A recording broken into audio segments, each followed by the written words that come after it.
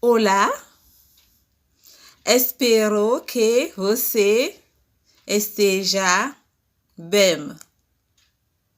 Hoje eu quero falar sobre meu povo Mina.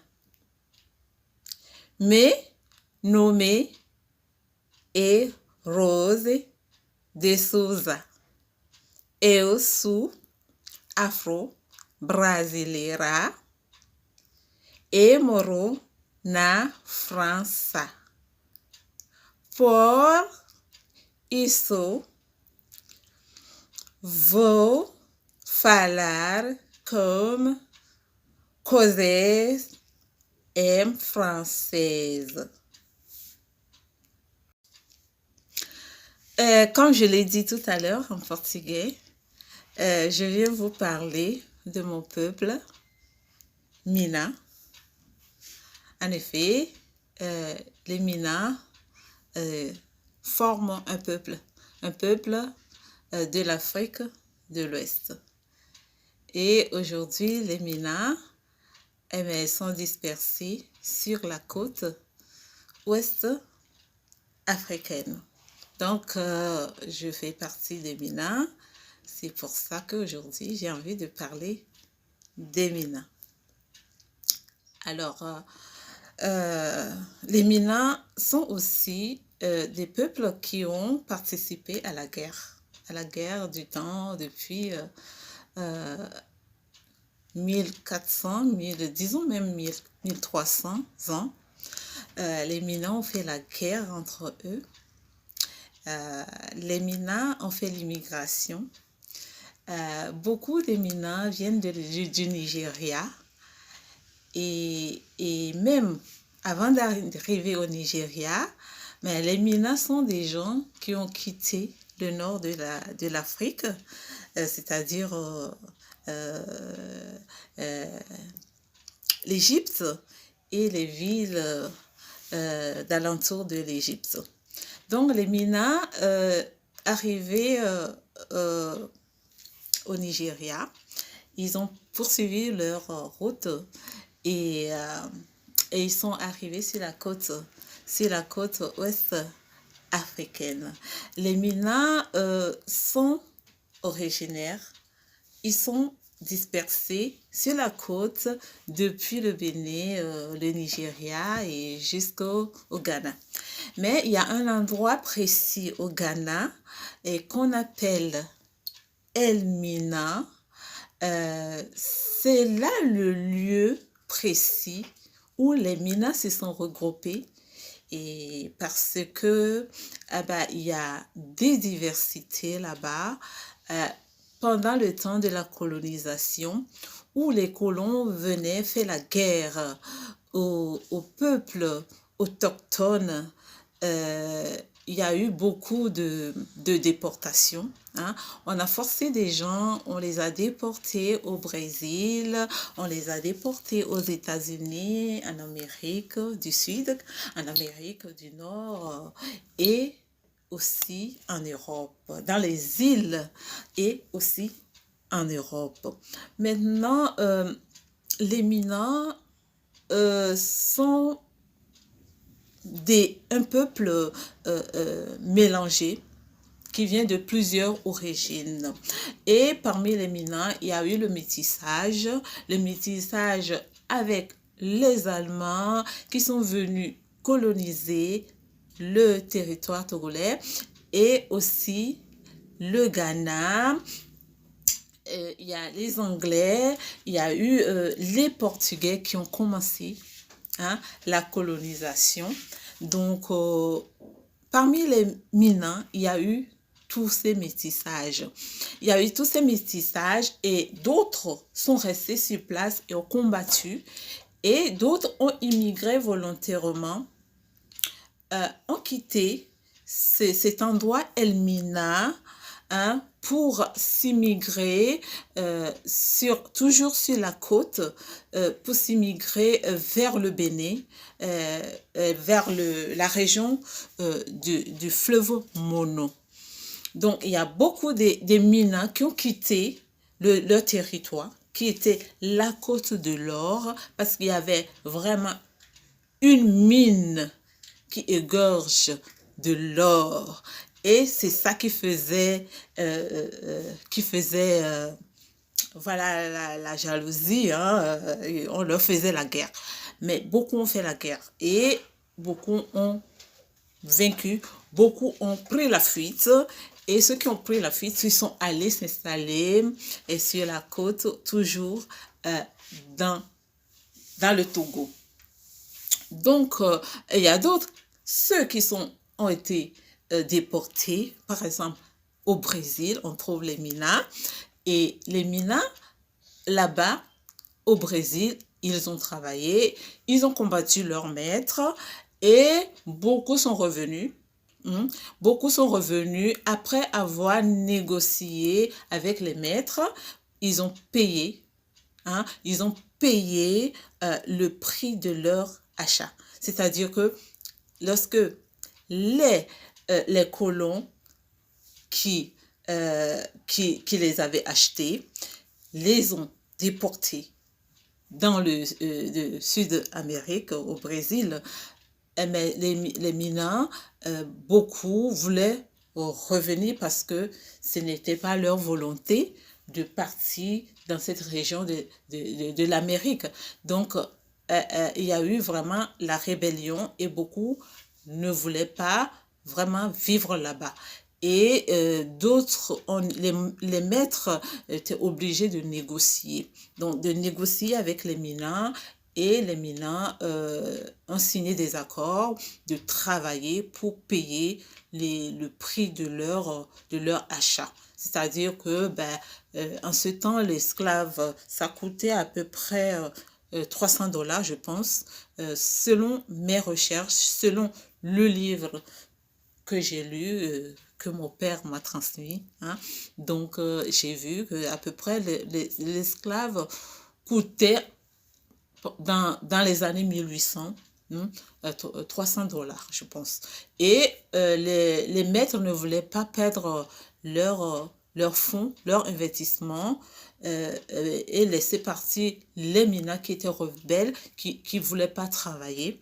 Mais le maître leur faisait la guerre aussi.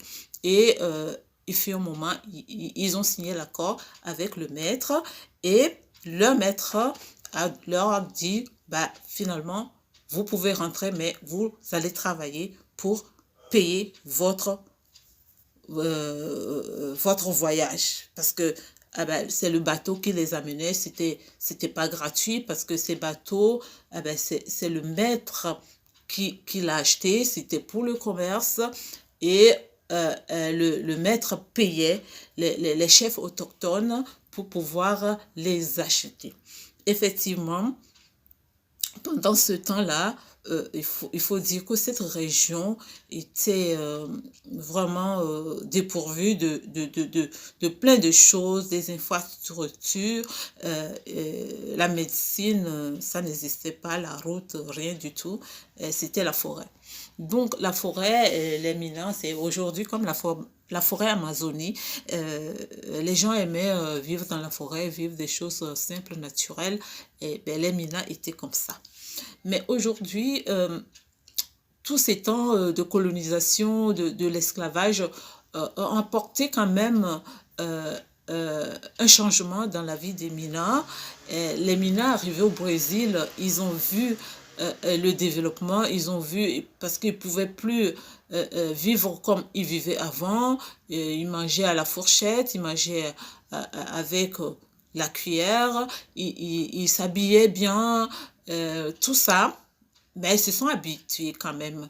Et lorsque les Minas sont revenus, ils ont apporté quand même un changement dans le milieu et ils ont aidé beaucoup d'autres personnes à changer.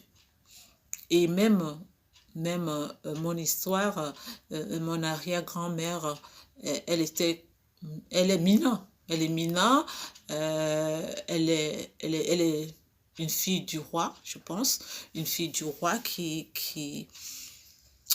était, en fait, ce roi, la religion dans le temps, c'était la religion au Brésil même aujourd'hui, là, c'est ça qu'on pratique au Brésil. Au Brésil, c'est la religion, c'est comme le vaudou, mais en même temps, il y a deux sortes de vaudou. Euh, ils invoquent les esprits de Mami Wata, de la mer, puisqu'ils étaient sur la côte, les esprits de la mer de Mami Wata, et ils s'habillaient tout blanc, tout blanc. Donc, mon arrière-grand-mère pratiquait ça avec son père. Donc, et lorsque les maîtres cherchaient à acheter les esclaves, il va voir les chefs. Et c'est les chefs qui libèrent certaines filles, il faut dire des filles vierges.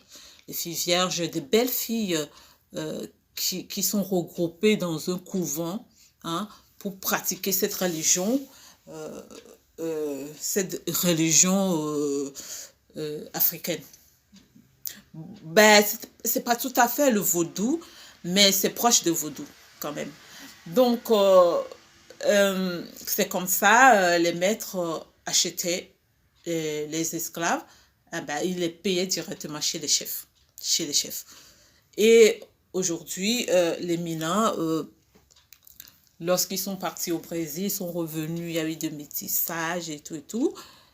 Et il y a eu quand même la civilisation parmi les Minans. Et à certaines choses, ils ne faisaient plus. Ils ont acquis quand même quelque chose. Une manière de vivre vraiment propre, quoi. Donc, ce qui fait que leur langage aussi, leur langage a beaucoup changé. Et il y a parmi les Miabo, il y a des évés. Voilà, il y a des évés, mais il n'y a pas que des évés. Mais il y a les gens de Nigeria et les gens qui ont immigré sur la côte. Ils viennent de un peu partout. Donc, les Minans sont particuliers, mais puisqu'ils étaient sur la côte ouest-africaine, ben, ils sont proches des évés. Donc, l'évé domine beaucoup le Mina, mais ce n'est pas l'évé pur. Le Mina, ce n'est pas l'évé pur. Aujourd'hui, on parle le Mina dans la capitale du Togo, mais je ne sais pas pourquoi on ne veut pas valoriser cette langue comme étant aussi la première langue du Togo. Parce que quand je vois dans les choses, on parle que les Togolais sont des évés. Mais moi, sur ma naissance, c'est bien écrit ethnie Mina. Et mon père aussi, ethnie Mina et tout.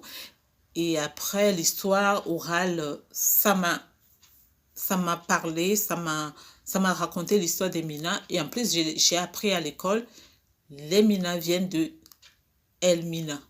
Les Mina viennent de Elmina. Donc, c'est un peuple précis qui viennent d'un lieu et qui ont immigré volontairement. Des gens se sont déplacés volontairement sur la côte du Togo vers le Bénin. Donc, il y a des ethnies là-bas, il y a des Adjigo, il y a d'autres. Bon, je sais que ma grand-mère, elle est Adjigo. Et il y a autre qui s'appelle Eoula. Eoula. Donc, j'ai aussi une autre grand-mère qui est aussi Eoula. Donc, des choses comme ça, c'est tout un mélange. Et cette langue vraiment a été parlée dans le temps longtemps. C'est la langue de la civilisation. Et aujourd'hui, c'est resté. Tous ceux qui viennent à Lomé, même dans le centre de la capitale, les purs évés, quand ils viennent à Lomé, ils parlent évé, on ne comprend pas vraiment bien. On peut comprendre, mais on saura immédiatement que ils viennent de l'intérieur du pays. Donc, étant né à Lomé, j'ai grandi à Lomé, j'ai parlé le Mina.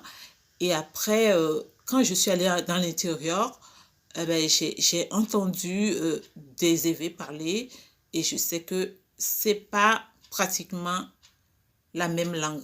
C'est presque la même langue, mais c'est pas pratiquement la même langue. Et en plus, j'ai étudié l'évé à l'école. À l'école, moi, j'ai étudié l'évé. Ça fait partie de l'emploi du temps. des matières, 1 heure par semaine. On nous enseigne l'évé, on écrit l'évé. Bon, après, dans la région de mon père, il y a aussi la Bible en Mina. Et lorsque on récite Notre Père qui est aux cieux, que ton nom soit sanctifié, que ton règne vienne, les évêques ont leur traduction. On dit Niatot sile Jipo, Jipo. Jipo, c'est le ciel. Et chez les Mina, Jipo, ce n'est pas le ciel. Jipo, c'est Jinkusi. Jinkusi. Et il y a des mots qui sont vraiment opposés. On ne peut pas comprendre. Et lorsque il y a les mélanges portugais, dans notre langue, la bougie, ça s'appelle vela, c'est le portugais, c'est vela. Donc, il y a le mélange du portugais, mélange de l'anglais, mélange de la langue, comment dirais-je, de la langue allemande. Tous ces mélanges-là, c'est ça qui fait le Mina. Donc, et je veux vraiment dire à tous ceux qui parlent le Mina, qui ne comprennent pas pourquoi on dit que c'est l'évé. Non, Mina, ce n'est pas l'évé. C'est une partie de l'évé, mais ce n'est pas tout à fait l'évé. Bien que ma mère, elle parle le Mina, ma mère, elle est aussi d'origine évé. Hein? Ma mère, sa famille parle l'évé de la Côte d'Or, de l'or, l'évé de la Volta, mais ma mère, elle est évé. Et mon père, il est Mina, mais Mina, c'est-à-dire mélange métis. Et voilà. Donc, je fais ce petit vidéo juste pour expliquer à ceux qui ne comprennent pas que les Minas sont un peuple. Ils forment un peuple. Voilà. Et je veux dire aussi que les Minas ont immigré volontairement et aussi involontairement. Involontairement, il y a un migrant. Les Minas sont dans le Brésil. Ils sont au Brésil. Et ceux qui ont immigré volontairement, lorsqu'ils ont quitté Elmina, ils ont immigré à Anejo. Ils ont immigré à Anejo et un peu dans le Bénin, au Petit Popo, Grand Popo. Le Grand Popo, on retrouve le Grand Popo dans le Bénin, au niveau de la frontière, et on parle la même langue là-bas. Donc la langue des Minas